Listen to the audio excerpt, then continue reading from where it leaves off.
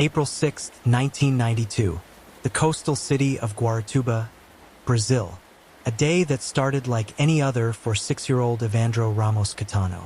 A day that would end in nightmare and launch one of the most controversial criminal cases in Brazilian history. Evandro was a bright child. Dark hair, wide smile, full of energy. He lived with his parents in Guaratuba, a small city in the state of Parana. His father worked hard to provide for the family. His mother doted on him. He was their only child, their everything. That Monday afternoon, Evandro left school as usual. He started walking home, a route he had taken countless times. The distance was short. The streets were familiar. His mother expected him home soon, but Evandro never arrived. When he didn't come home at the expected time, his mother, Ivanise, wasn't immediately worried. Children dawdle. They stop to play. They get distracted. She gave him time, but as minutes turned to hours, worry crept in. She went to look for him, asked neighbors, checked with friends. No one had seen him since he left school. By evening, panic had set in completely. Ivanise and her husband Cicero contacted the police. Their son was missing. Their 6-year-old boy had vanished somewhere between school and home. The police began their investigation immediately. They canvassed the neighborhood. They interviewed classmates, teachers, anyone who might have seen Evandro that afternoon. They searched yards, abandoned buildings, any place a child might have wandered. But there was no sign of Evandro, no witnesses to an abduction, no evidence of where he had gone. He had simply disappeared. In small cities like Guaratuba, word spreads quickly. By the next morning, everyone knew that Evandro Ramos Catano was missing. Volunteers organized search parties. People combed through nearby forests, beaches, anywhere a lost child might be found. Days passed with no breakthrough. The case began to attract media attention. Local news stations covered the story. Evandro's parents made tearful pleas for information, for their son's safe return. But the investigation was going nowhere. Police had no leads, no suspects, no direction. It was as if the boy had vanished into thin air. Then, on April 13th, exactly 1 week after Evandro's disappearance, something happened that would change everything. A body was discovered. In the neighboring city of Matinhos, workers at a construction site found human remains. The body was in advanced stages of decomposition, partially buried. It appeared to be a child. The remains were taken for forensic examination. Evandro's parents were asked to provide dental records, any identifying information that might help confirm whether this was their son. What should have been a straightforward identification process became the first of many controversies in this case. The forensic examination was problematic. The body was badly decomposed. Initial reports were confusing, contradictory, but eventually, authorities made a determination. The body was identified as Evandro Ramos Catano. The missing boy had been found, dead. The question now was, how did he die? And who was responsible? The answers to those questions would tear apart a community, destroy lives, and expose deep flaws in Brazil's justice system. Because what happened next wasn't just an investigation into a child's death. It became a witch hunt, a moral panic, a case study in how prejudice, incompetence, and public hysteria can corrupt justice beyond recognition. This is the story of what happened to Evandro Ramos Catano, and what happened to the people accused of his murder. The autopsy of the body believed to be Evandro Ramos Catano was conducted by Dr. Oswaldo Marcenero. What should have been a careful, scientific examination became something else entirely, a source of confusion and controversy that would plague the case for decades. Dr. Marcenero's initial report was disturbing. He noted signs of violence, possible stab wounds, evidence suggesting the child had been tortured before death. The cause of death was listed as exsanguination. The victim had bled to death. But there were problems with the autopsy from the start. The body was in poor condition due to decomposition. Many of the observations were interpretations rather than certainties. Dr. Marcenero himself noted the difficulties in making definitive conclusions. More troubling was what came next. As the investigation progressed, Dr. Marcenero's reports began to change. New details appeared. Descriptions became more specific. What had been uncertain became certain. What had been possible became definite. Some of these changes aligned suspiciously well with the theories police were developing about how Evandro had died. It was as if the forensic evidence was being shaped to fit the investigation rather than the other way around. The family was told their son had been found. They were shown photographs, horrifying images of the decomposed remains. Ivanize, Evandro's mother, later said she couldn't definitively identify her son from those photos. The body was too badly decomposed. But authorities assured her it was Evandro. The identification was based on several factors. The size of the body was consistent with a 6-year-old child. Clothing found near the body was similar to what Evandro had been wearing when he disappeared. And dental records, though these would later become a point of intense controversy, were said to match. Evandro's parents held a funeral. They buried who they believed to be their son. They mourned. They tried to begin the impossible process of healing, but questions lingered. Other forensic experts who reviewed the autopsy report noted inconsistencies. The dental identification was questionable. The analysis had been cursory at best. The timeline didn't quite work. How could a body be in that state of decomposition after only 7 days? Some experts suggested the body might have been in the ground longer than a week, that it might not be Evandro at all, that the identification had been rushed, incomplete, possibly wrong. But by this point, the investigation had taken on a momentum of its own. Police believed they knew what had happened to Evandro.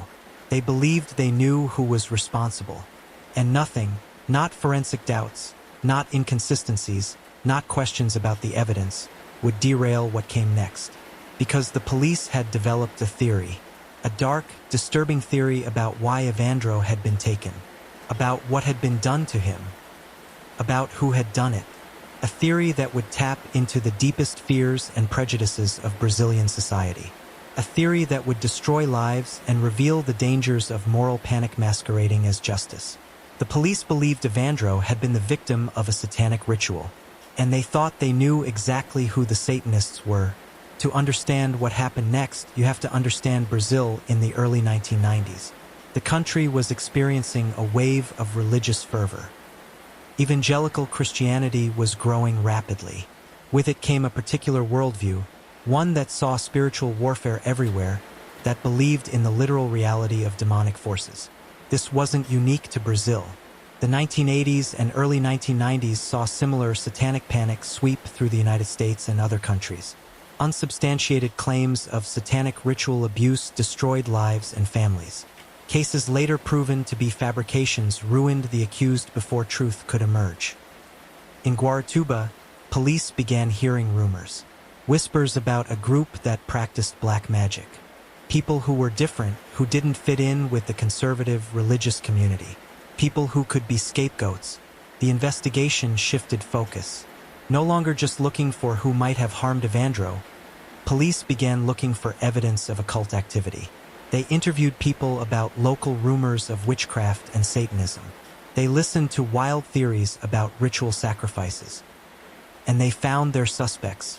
The group that would become known as the Seven of Guaratuba were 7 individuals who police believed were part of a satanic cult. They came from various backgrounds, but they shared certain characteristics. They were outsiders, they were vulnerable, they could be painted as monsters.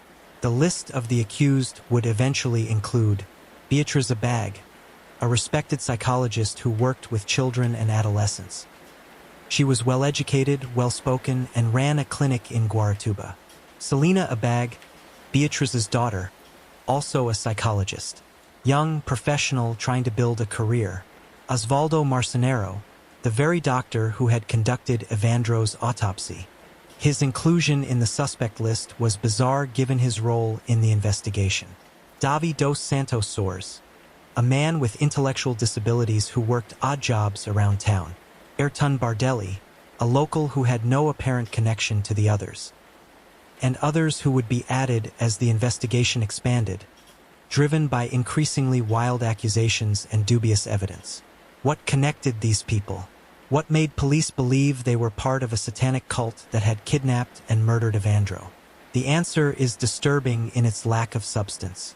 Police built their case on rumors and local gossip about people who were strange or different, confessions obtained through interrogation methods that would later be questioned, the testimony of supposed witnesses whose stories changed with each telling, interpretations of evidence that fit the satanic ritual theory while ignoring simpler explanations. The investigation became less about finding the truth and more about confirming a predetermined narrative. Police believed they had uncovered a satanic cult. They believed Evandro had been sacrificed in a dark ritual, and they were determined to prove it. Media coverage amplified the hysteria. Newspapers ran sensational stories about Satanism in Guaratuba.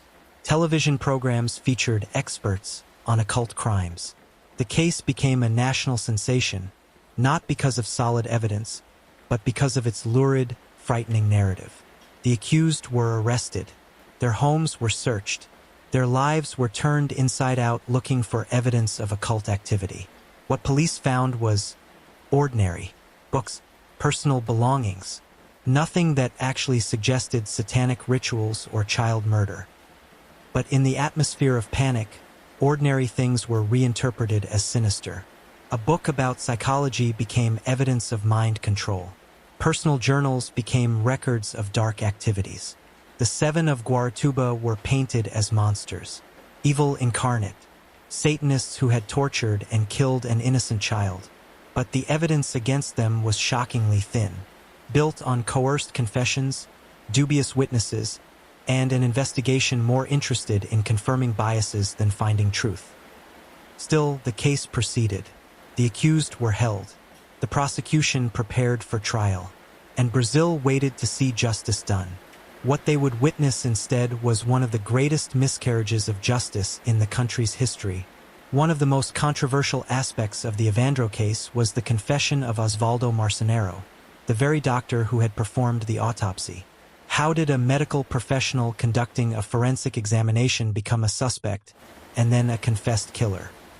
The story is a textbook example of coercive interrogation and the dangers of presuming guilt.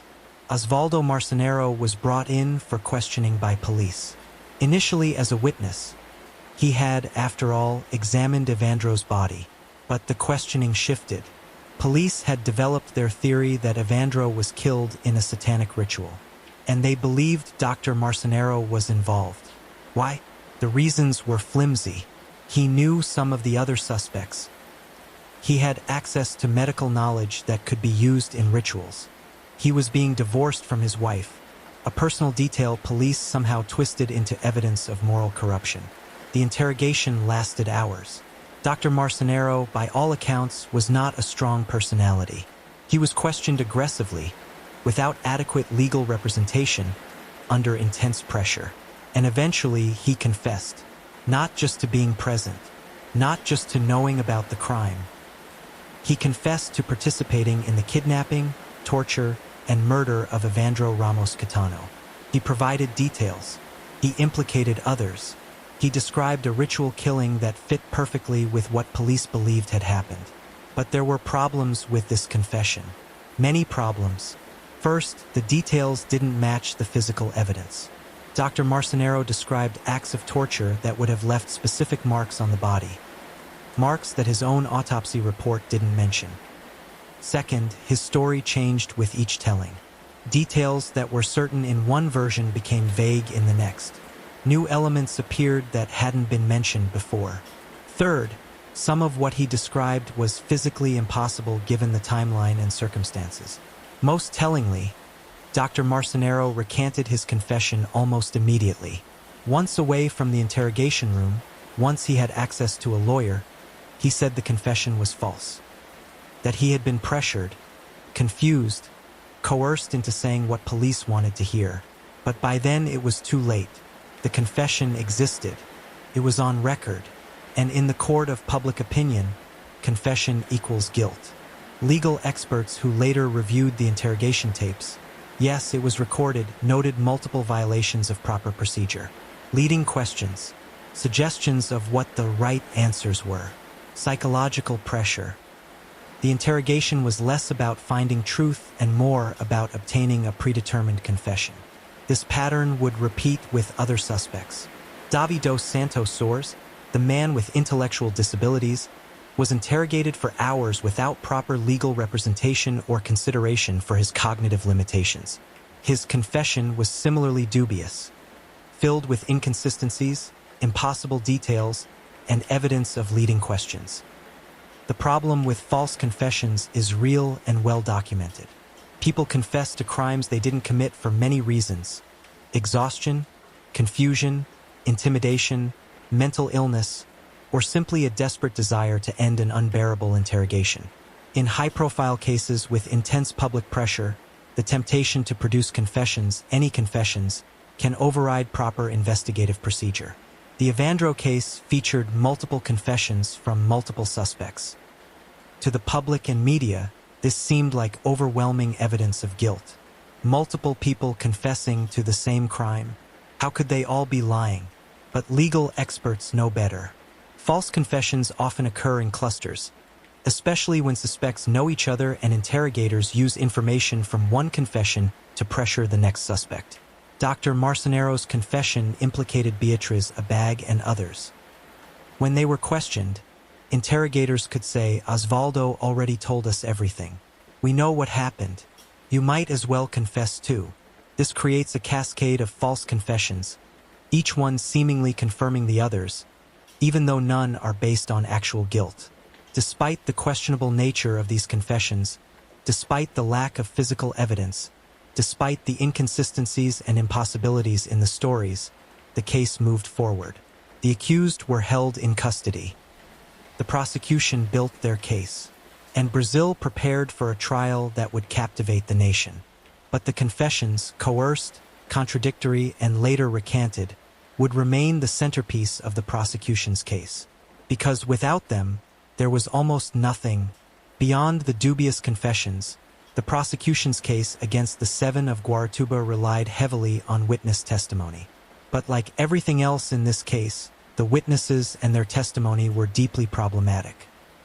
One of the key witnesses was a woman named Diogenes Catano de Oliveira. No relation to Evandro despite the shared surname. Diogenes came forward with a shocking story. She claimed to have witnessed the kidnapping of Evandro. She said she saw the boy being forced into a car by members of the supposed satanic cult. Her testimony was detailed. She described the car, the people involved, the location. She seemed certain, credible.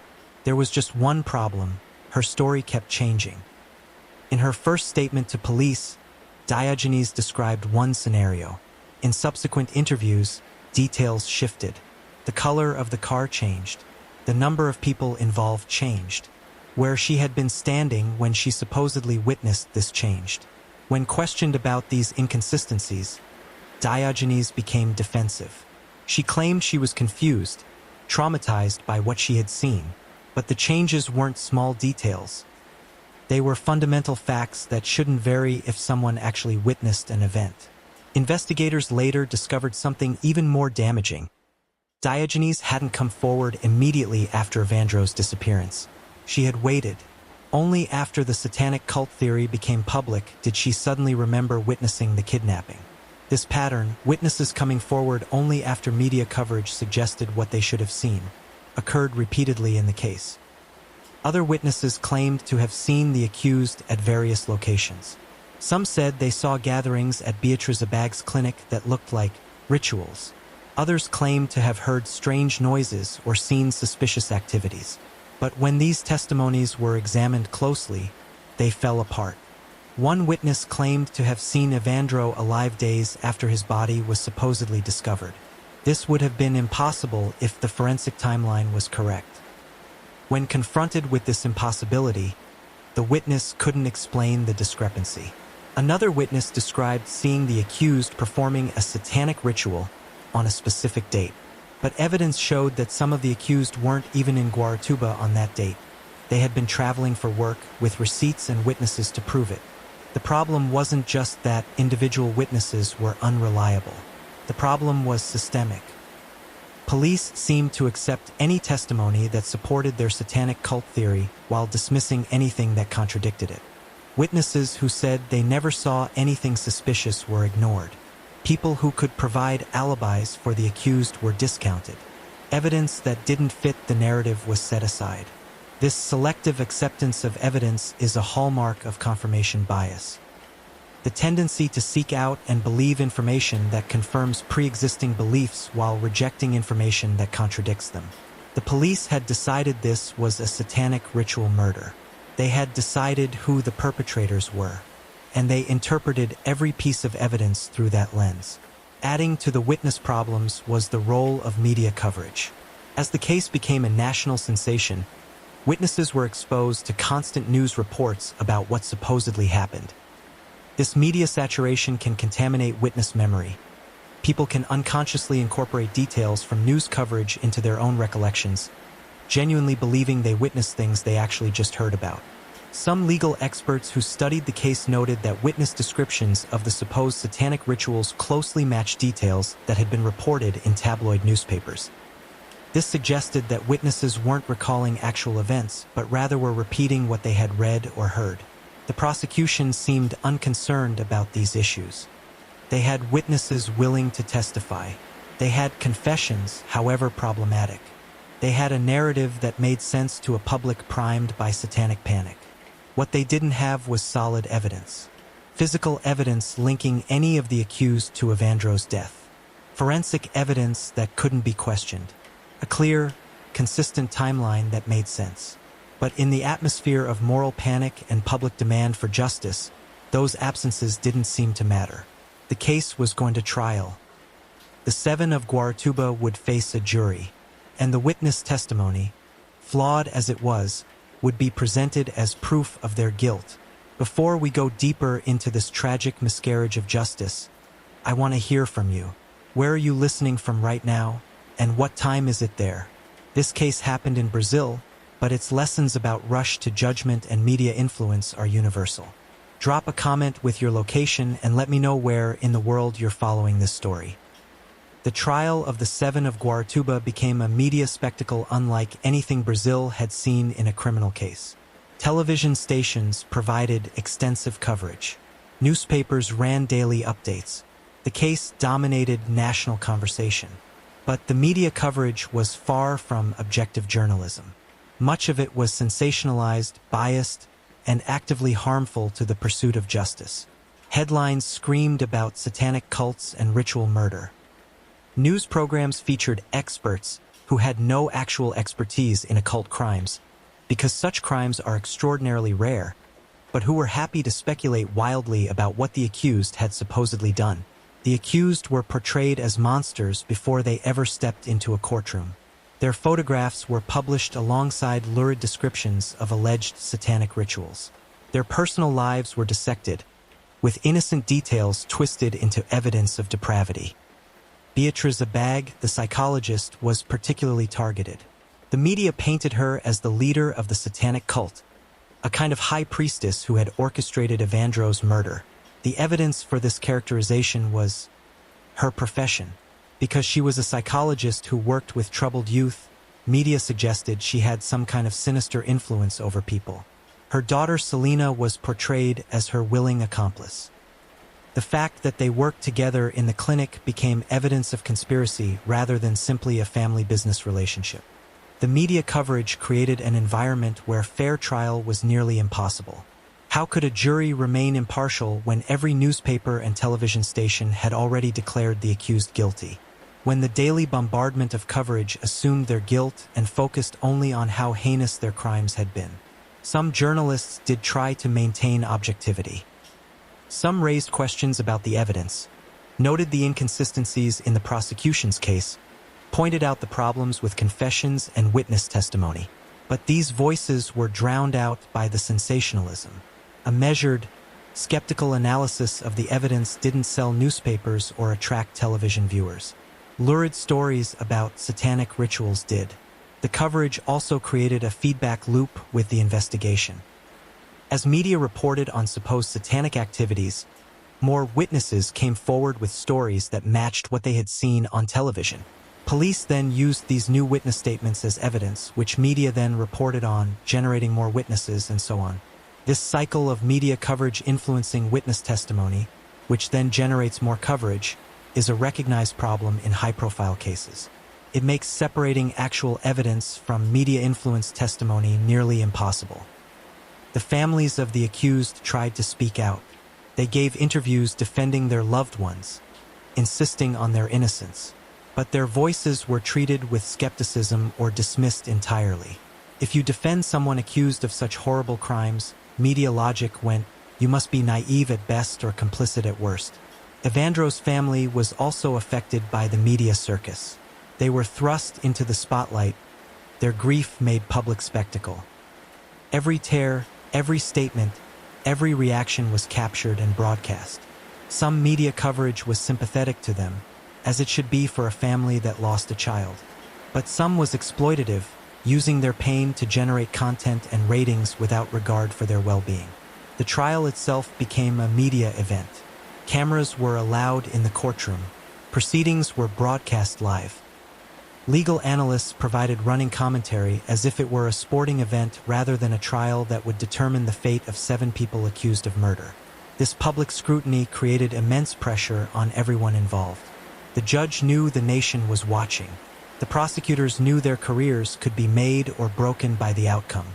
The defense attorneys faced public hostility for defending accused Satanists. And the jury was made up of ordinary citizens who had been exposed to months of prejudicial media coverage before ever hearing evidence in court. Legal experts have long debated whether high-profile trials can ever be truly fair.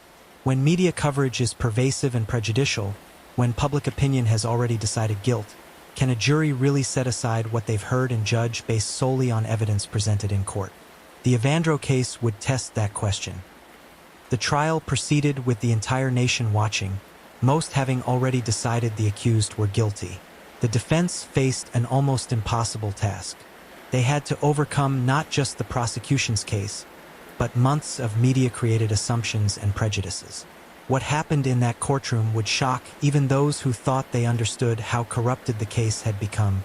The trial of Beatriz Abag and the others began in 1998, 6 years after Evandro's disappearance. 6 years during which the accused had been imprisoned, their lives destroyed, their reputations obliterated.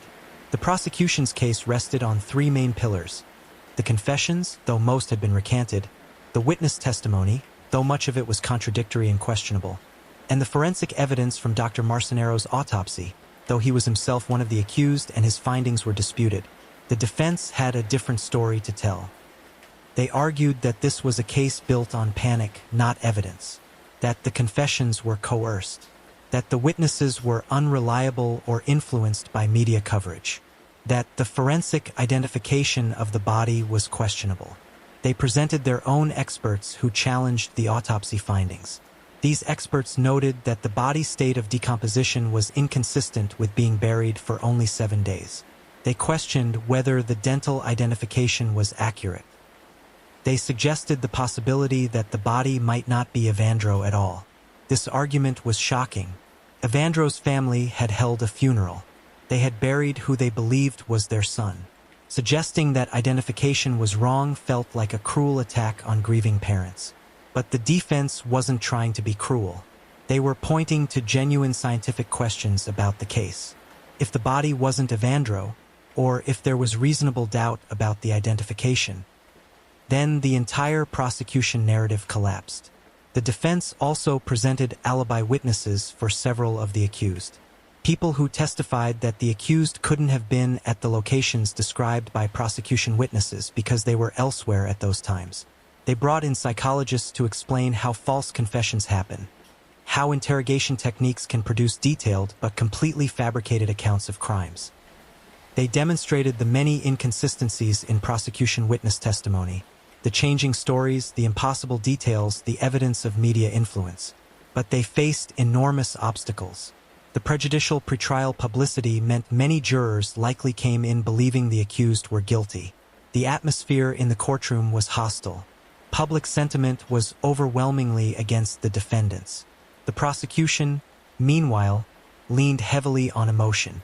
They showed pictures of Evandro, a smiling 6-year-old boy whose life had been stolen. They described in graphic detail what supposedly had been done to him. They portrayed the accused as evil incarnate, monsters who deserved the harshest punishment. Legal procedure became secondary to narrative. The question wasn't, what does the evidence prove? But rather, who are you going to believe? A murdered child's advocates or accused Satanists? The trial lasted months. Testimony was emotional, often contradictory. Legal arguments became tangled in competing interpretations of disputed evidence. And then came the verdicts. Beatriz Abag was found guilty. So was her daughter Selena. So were several of the others. The sentences were harsh. Decades in prison for ritual murder. The courtroom erupted. Some celebrated, believing justice had been served for Evandro. Others were horrified, seeing innocent people condemned on flimsy evidence. The convicted were led away to begin their sentences. Their families sobbed. Their attorneys vowed to appeal. Outside the courthouse, media celebrated the convictions as a victory against satanic evil. Public opinion was satisfied.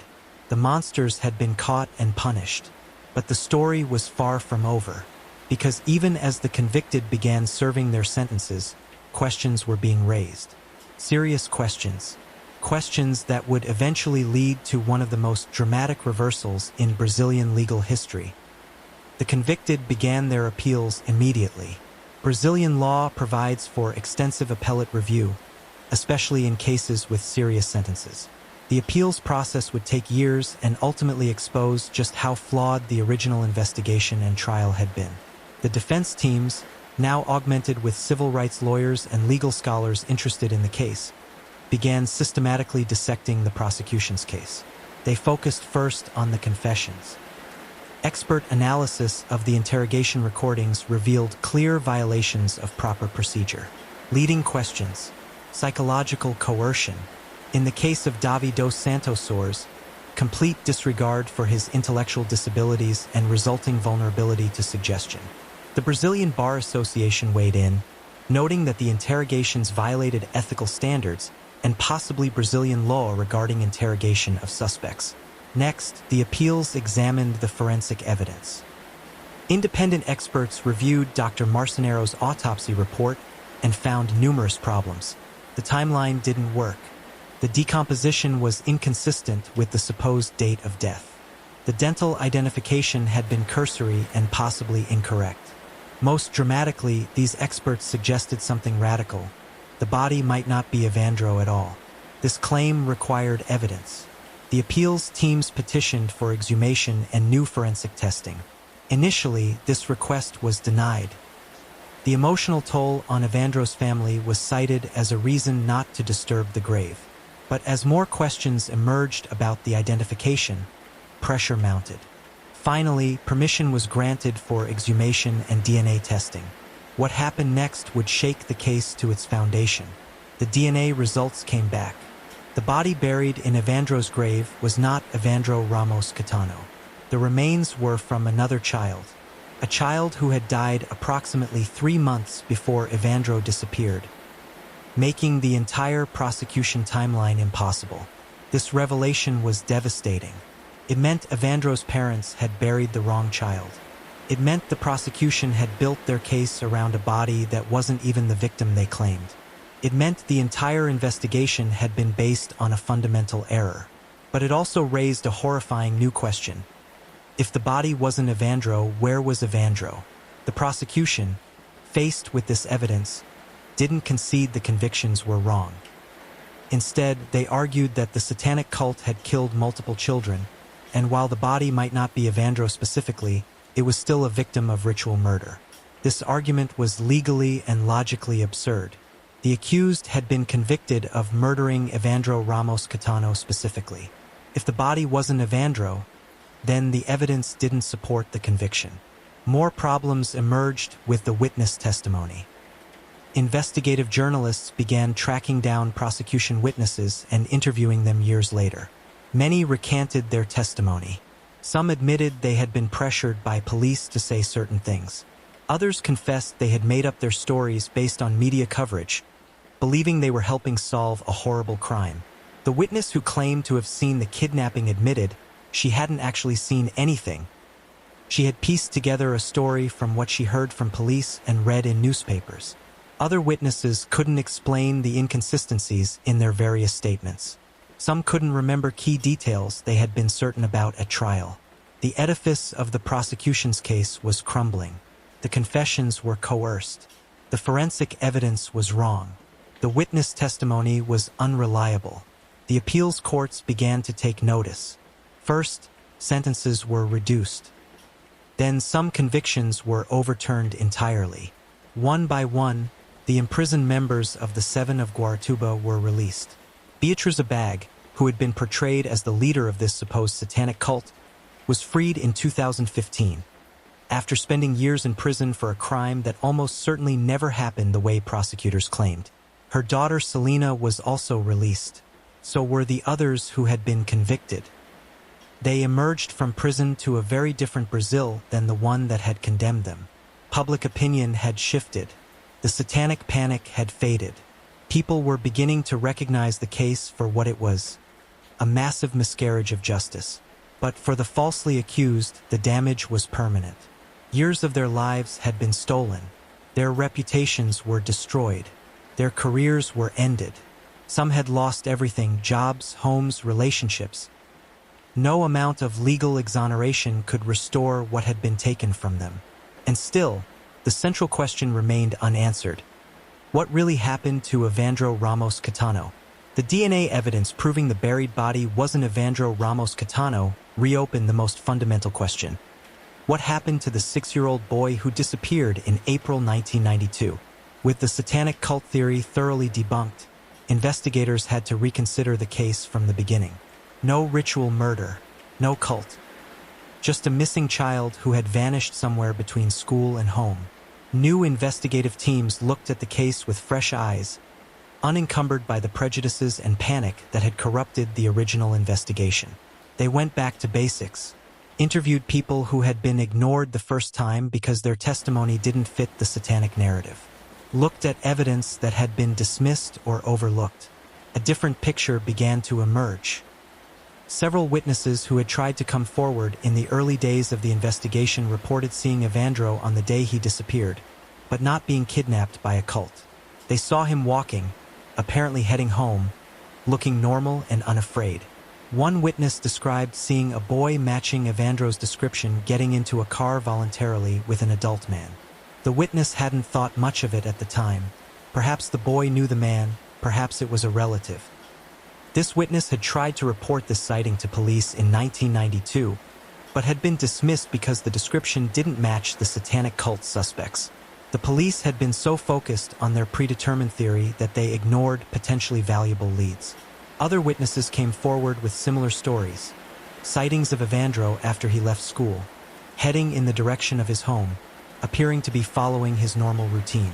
The new investigation team developed a theory.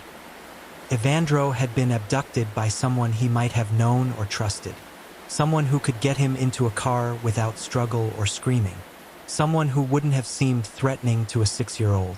This pointed investigators toward a different category of suspects. Not satanic cultists, but someone in Evandro's daily life. A neighbor, family friend, someone with regular access to the child.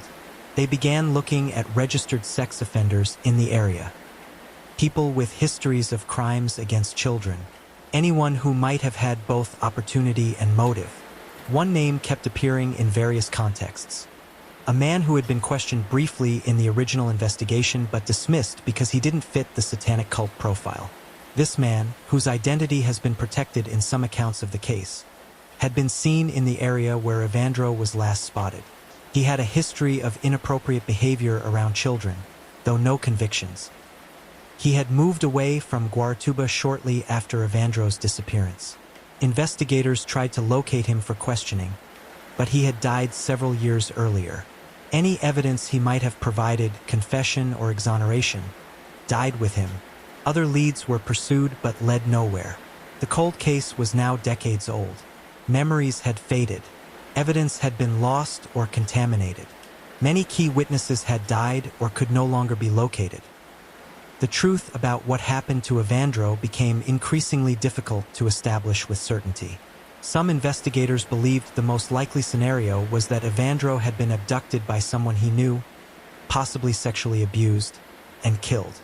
His body had been disposed of in a way that prevented identification, perhaps in water, perhaps buried in a location that has never been found. The body that was initially identified as Evandro, now known to be another child, remained a mystery of its own. Who was that child? How did they die? How did they end up buried in that location? These questions added another layer of tragedy to the case. Somewhere, another family had lost a child. That child's death had been overlooked, their identity lost, because authorities were so focused on the Evandro case and their satanic cult theory. For Evandro's parents, the DNA revelation was traumatic beyond measure. Not only had they lost their son, but they had spent years believing they had buried him, had mourned over what they thought was his grave. Now they knew those weren't his remains. They had no body to bury, no grave to visit. Their son was still missing, possibly still out there somewhere.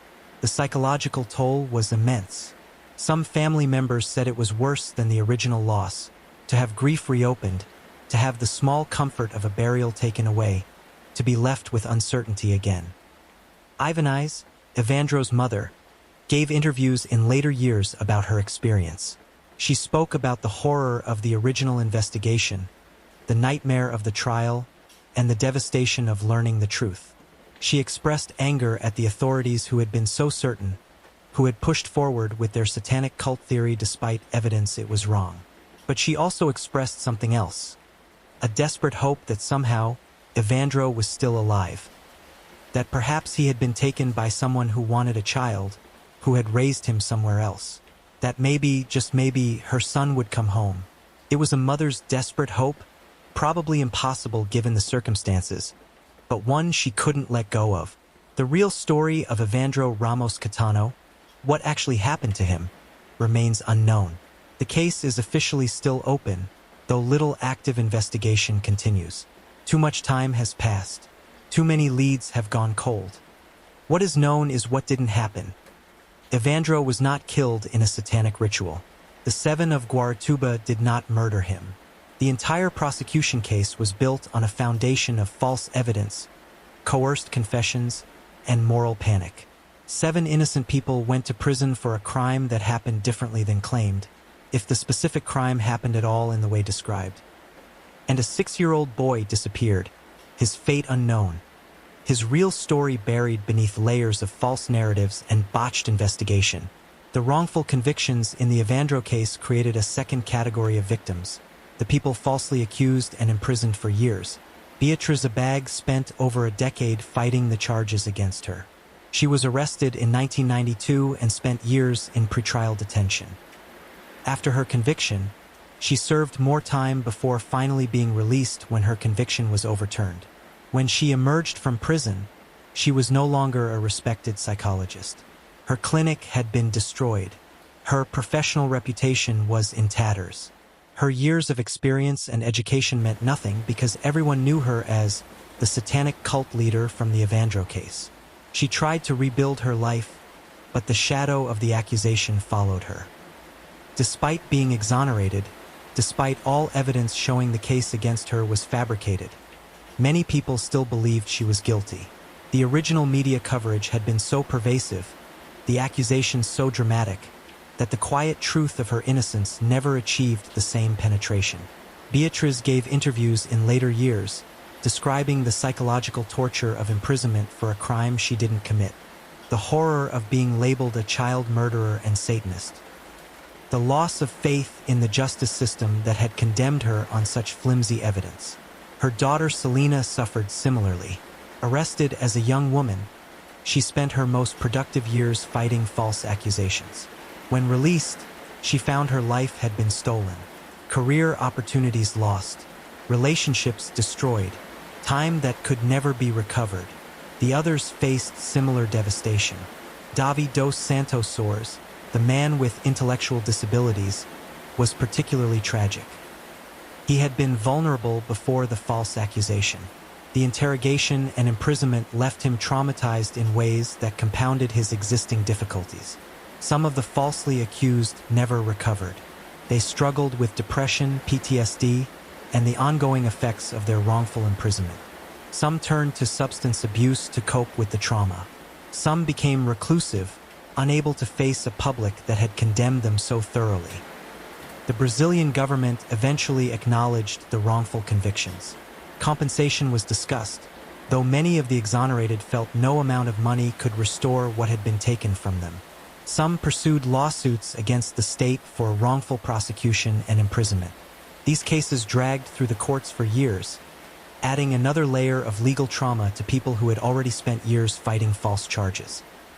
The police officers and prosecutors who had built the case against them faced little accountability. Some retired. Some moved to other positions. A few faced professional sanctions, but nothing proportionate to the damage they had caused. This lack of accountability is common in wrongful conviction cases. The incentive structures in law enforcement often reward convictions rather than accurate investigations. Once prosecutors have invested in a theory and built a case, admitting error can feel like career suicide. So instead, they defend their actions. They argue they did the best they could with the information available at the time. They claim that even if the specific case was flawed, their intentions were good. But intentions matter less than outcomes. And the outcome here was that 7 innocent people lost years of their lives to wrongful imprisonment. The case also affected the families of the accused. Parents, siblings, children, they all suffered from the stigma. Children of the accused grew up with the shame of having a parent labeled a satanic child murderer. Spouses faced the choice of standing by their partners or distancing themselves for their own protection. Some relationships survived. Some didn't. The stress of wrongful accusation and imprisonment destroys families even when innocence is eventually proven. The psychological toll extended beyond the immediate victims. The case created trauma throughout Guaratuba. The community had torn itself apart over these accusations. Neighbors had turned against neighbors. Friends had testified against friends. When the truth emerged that the satanic cult never existed, that the confessions were false, that the prosecution case was built on panic rather than evidence, the community had to grapple with what they had done. Some people admitted they had been wrong, had gotten caught up in hysteria, had believed accusations without sufficient evidence. These admissions required courage and self-reflection. But others couldn't or wouldn't accept the truth. They continued to believe in the satanic cult theory despite all evidence to the contrary. Conspiracy theories emerged to explain away the DNA evidence and other exculpatory findings. This phenomenon, the persistence of belief despite contradictory evidence, is well documented in psychology. Once people have committed to a belief, especially one tied to strong emotions like fear or moral outrage, they become resistant to information that contradicts it. The Evandro case became a touchstone in Brazilian discussions about justice, media responsibility, and the dangers of moral panic. Law schools studied it as an example of how investigations can go catastrophically wrong. Journalism schools used it to teach about the dangers of sensationalist coverage. But for the victims, both the family of missing Evandro and the falsely accused, it remained a lived trauma, not an academic case study. The scars would never fully heal. As the truth about the Evandro case emerged, the false evidence, the coerced confessions, the wrongful convictions, media that had covered the trial faced their own reckoning. Some journalists and publications acknowledged their role in the miscarriage of justice. They admitted their coverage had been sensationalistic, had presumed guilt, had amplified police theories without sufficient skepticism. These admissions were important but came too late for those who had already served years in prison for crimes they didn't commit. Other media outlets were less willing to accept responsibility. They argued they had simply reported what police and prosecutors told them. They claimed they couldn't have known the case was built on false evidence. But this defense rang hollow to critics who pointed out that good journalism requires skepticism, verification, and balance. Media had a responsibility to question official narratives, especially in cases as extraordinary as alleged satanic ritual murder. The role of media in wrongful convictions has been extensively studied. Research shows that prejudicial pretrial publicity can make fair trials nearly impossible. When potential jurors have been exposed to months or years of coverage assuming guilt, they bring those assumptions into the jury box even when instructed to judge only on evidence presented in court. The Evandro case featured exactly this dynamic. Years of coverage portraying the accused as satanic child murderers. Endless speculation about dark rituals. Victim interviews designed to generate emotional response rather than inform. By the time the trial started, finding impartial jurors was essentially impossible. Everyone in Brazil who followed news had heard about the case. Most had formed opinions based on that coverage. Some legal scholars argued that in cases with such extensive prejudicial coverage, change of venue, moving the trial to a different location, should be mandatory. Others suggested delaying trials until media attention subsided. But these solutions have their own problems. Moving trials can burden defendants and witnesses.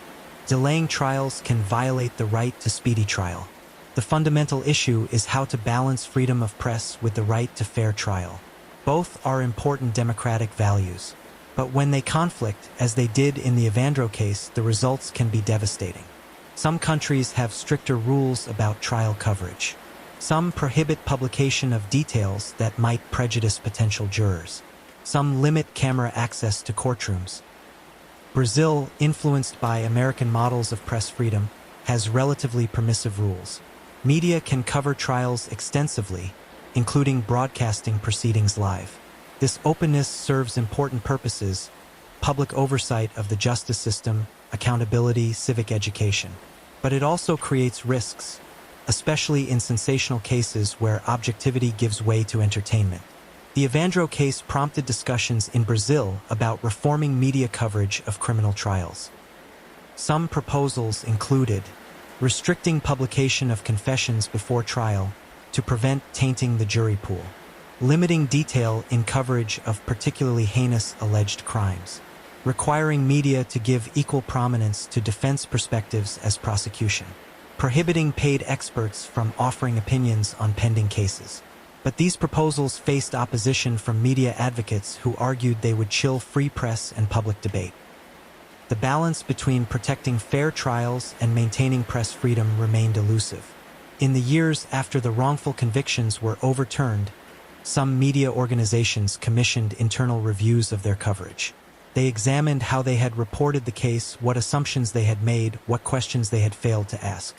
These reviews identified several common failures: over-reliance on police sources without seeking independent verification, sensationalistic framing that prioritized emotional impact over factual accuracy, insufficient skepticism about extraordinary claims, satanic rituals, multiple murderers, failure to give adequate coverage to defense perspectives and evidence, lack of follow-up as exculpatory evidence emerged. Some news organizations used these lessons to improve their crime coverage going forward. They implemented new editorial standards for covering criminal cases. They trained reporters on the dangers of presuming guilt. Others made no changes, viewing the Evandro case as an aberration rather than a cautionary tale. The case also affected individual journalists. Some who had covered it aggressively expressed regret for their role. They spoke about how caught up they had gotten in the story, how the pressure to produce sensational content had overridden their journalistic skepticism. A few journalists became advocates for the wrongfully convicted, using their platforms to investigate other potential miscarriages of justice. But others defended their coverage, arguing they had accurately reported what police and prosecutors told them, and couldn't be held responsible for the failures of the justice system. This debate continues. What responsibility does media have when their coverage contributes to wrongful convictions? When does reporting on official claims cross into amplifying false narratives? These questions have no easy answers. But the Evandro case stands as a stark example of what can happen when media abandon skepticism in pursuit of sensational stories. The Evandro Ramos Caetano case should have been a watershed moment for Brazilian justice. A case so clearly wrong, so obviously tainted by prejudice and panic, that it forced systematic reform. But while the case did spark some changes, many of the underlying issues that enabled this miscarriage of justice remain. False confessions continue to be a problem in Brazilian criminal investigations. Despite extensive research on how and why people confess to crimes they didn't commit, interrogation practices that produce false confessions persist. The legal protections that exist, right to counsel, limits on interrogation time, special protections for vulnerable suspects, are not always respected, especially in high-pressure cases with intense public interest. The Evandro case should have led to mandatory recording of all interrogations, with independent review of interrogation tactics. Some jurisdictions implemented these changes. Others did not. Forensic science reform was another area where change should have occurred. The problems with Dr. Marcenaro's autopsy, the changing reports, the conclusions that fit too neatly with police theories, highlighted the dangers of forensic examinations that aren't truly independent. Some improvements were made. Forensic services in some Brazilian states were reorganized to create more separation between investigators and forensic examiners. Standards were updated, but resource constraints mean many jurisdictions still struggle with forensic quality. Examiners are overworked, undertrained, and sometimes pressured to produce results that support prosecution theories. The identification of the wrong body as Evandro should have prompted changes in how forensic identifications are done, particularly in cases with badly decomposed remains. DNA testing should have become standard before any formal identification. But DNA testing is expensive and not always available in resource-limited jurisdictions. So identifications continue to be made based on less reliable methods. Visual identification by family members, dental records without rigorous analysis, circumstantial matching of clothing or belongings. The media's role in the case should have prompted soul-searching and reform in journalistic practices. Some news organizations did implement new standards. But the fundamental dynamics that drove the sensationalistic coverage, competitive pressure for audiences, the economics of attention-grabbing stories haven't changed. Social media has arguably made these problems worse, creating new platforms for rumor and speculation to spread even faster than traditional media coverage did in the Evandro case.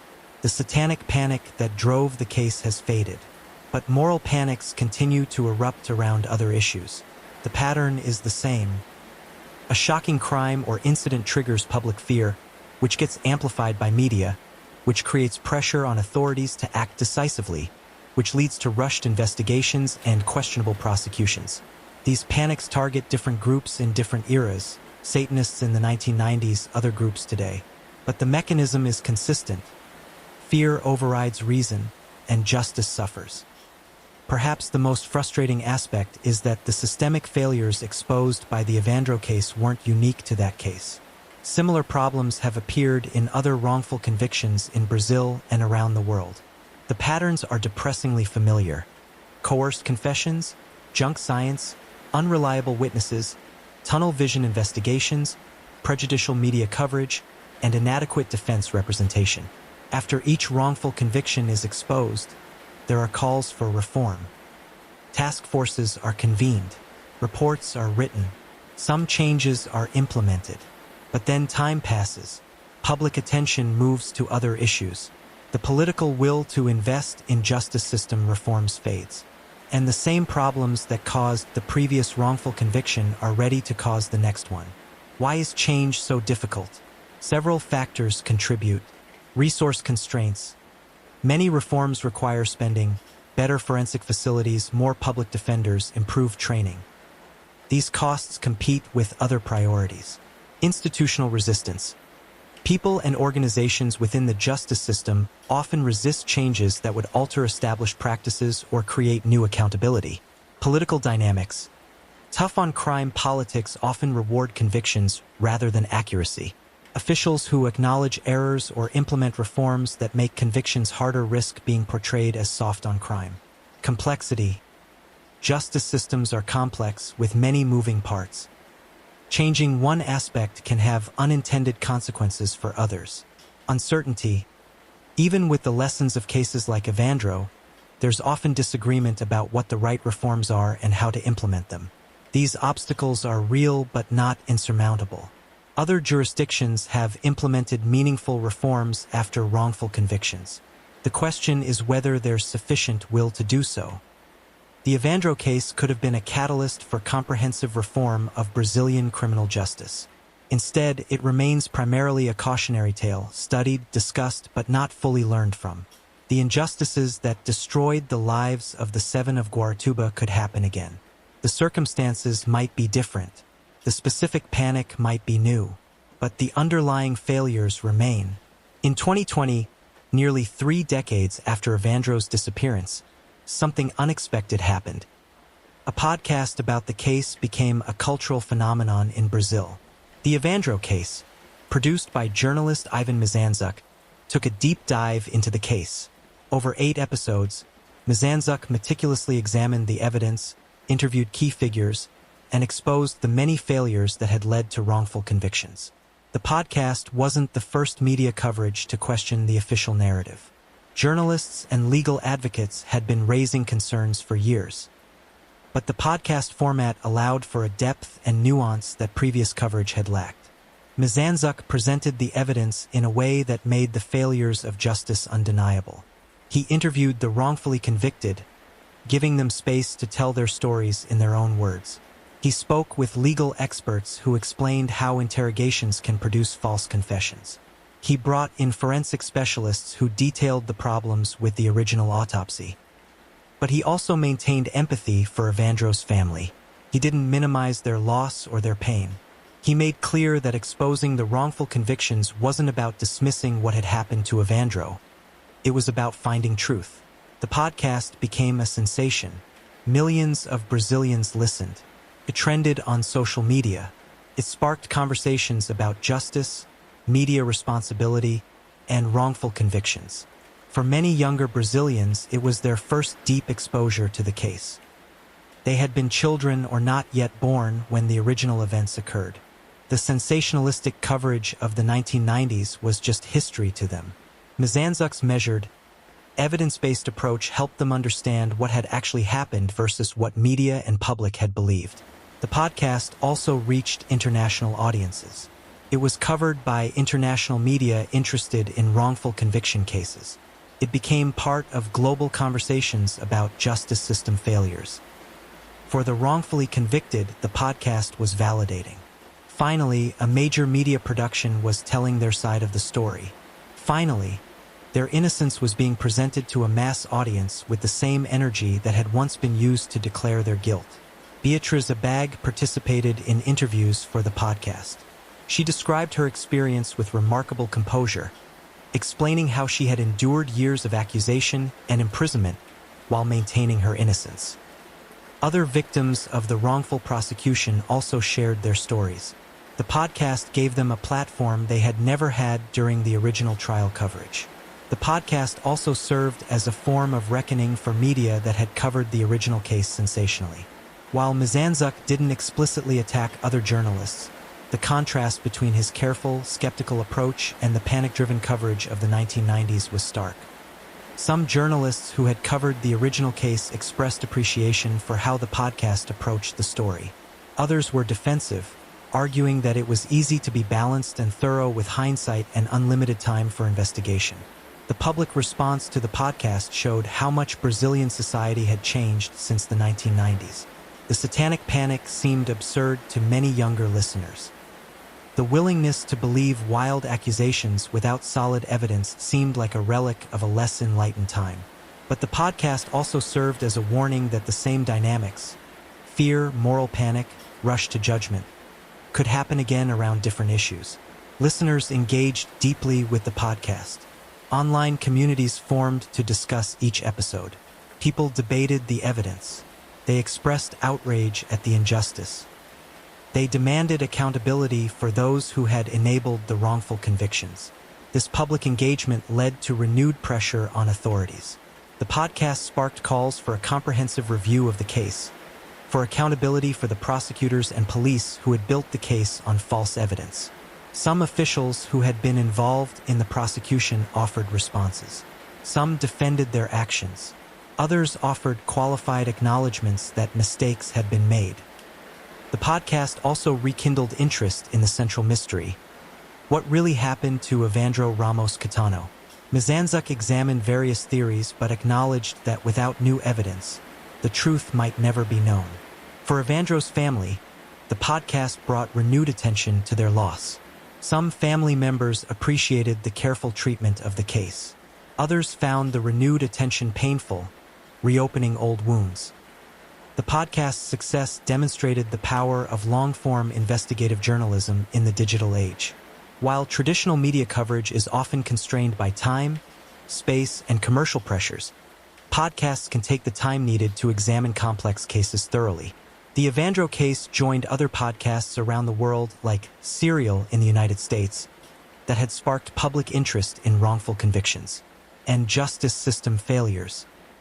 It also spawned similar podcasts examining other controversial cases in Brazilian history. Investigative podcast journalism became a growing field, with journalists using the format to examine cold cases, questionable convictions, and systemic justice problems. The long-term impact of the podcast on the Evandro case specifically and Brazilian justice generally remains to be seen. But it undeniably brought new energy to demands for accountability and reform.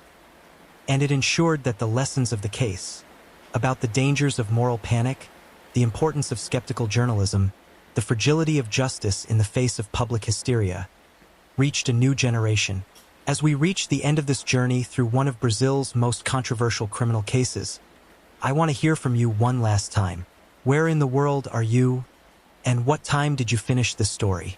This case spans decades and touches on universal themes of justice and injustice. Please share your location and thoughts in the comments below.